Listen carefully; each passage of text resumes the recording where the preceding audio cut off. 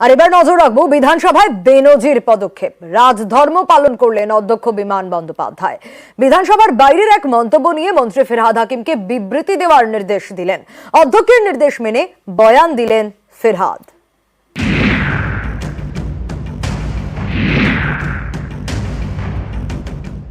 ফিরহাদ হাকিম রাজ্যের পুর নগরোন্নয়ন মন্ত্রী, কলকাতার মেয়র। সম্প্রতি এক অনুষ্ঠানে তার বক্তব্য নিয়ে বিতর্ক হয়। এ নিয়ে ময়দানে নামে বিজেপি। ধর্মীয় বিভাজনের অভিযোগে রাজ্যের বিভিন্ন জায়গায় বিক্ষোভ দেখায়, বিধানসভাতেও সুর চড়ায়। মন্ত্রীকে বয়কট থেকে ওয়াকআউট কিছুই বাদ রাখেনি। বিধানসভার বাইরেও বিক্ষোভ দেখান বিজেপি বিধায়করা। বৃহস্পতিবার এই জট কাটাতে উদ্যোগী হন বিধানসভার স্পিকার বিমান বন্দ্যোপাধ্যায়। পালন করেন রাজধর্ম। বিধানসভার বাইরে করা মন্তব্য নিয়ে মন্ত্রী ফিরহাদ হাকিমকে বিধানসভায় বিবৃতি দেওয়ার নির্দেশ দেন, যা নজিরবিহীন। অধ্যক্ষের নির্দেশ মতো বৃহস্পতিবার বিধানসভায় বিবৃতি দেন মন্ত্রী ফিরহাদ হাকিম। বলেন, আমার উক্তির অপব্যাখ্যা করা হচ্ছে। আমাকে আপনারা ধর্মনিরপেক্ষ ভাবেন কি না, কোথায় ধর্মীয় সভায় কি বলেছি তা কেন ধরছেন? এরপর বিরোধী দলনেতা শুভেন্দু অধিকারী বলেন, আপনি ধর্মীয় অনুষ্ঠানে যেতে পারেন, আপনাকে মন্ত্রী বা মেয়র হিসেবে ডেকেছিল। আমরাও সনাতন হিন্দুর কথা বলি, এটা আপত্তি নেই। আমাদের আপত্তি দ্বিতীয় অংশে।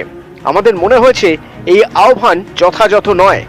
আপনাকে ক্ষমা চাইতে হবে সেটা বলছি না, আপনি দুঃখিত সেটা বলুন, এখানেই মিটে যাবে।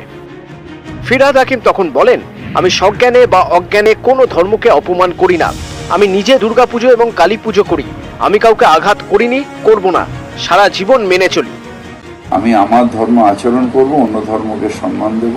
আমার ধর্মের সাথে অন্য ধর্মের কোনো ভেদাভেদ নেই। আমি ধর্ম নিরপেক্ষতায় বিশ্বাস করি, ইসলাম ধর্মকে মানি, তাই অন্য ধর্মকে সম্মান করি এবং ধর্ম নিরপেক্ষতা নিয়েই আমি শেষ নিঃশ্বাস ত্যাগ করব, এটা আমার দৃঢ় বিশ্বাস। বিধানসভায় বিরোধী মানে শুধুই বিজেপি, শাসক দল তৃণমূল। বিজেপির তুলনায় শাসকের সংখ্যার জোর কয়েক গুণ বেশি। বিধানসভায় এই সংখ্যার জোর শাসক দল দেখাতেই পারত। বিরোধীদের দাবি মানার কোনো চাপ শাসক শিবিরের উপর ছিল না। তা সত্ত্বেও রাজধর্ম পালন করলেন অধ্যক্ষ। বেনজির ভাবে বিধানসভার বাইরের বিষয় নিয়ে মন্ত্রীকে বিধানসভায় বয়ান দেওয়ার নির্দেশ দিলেন।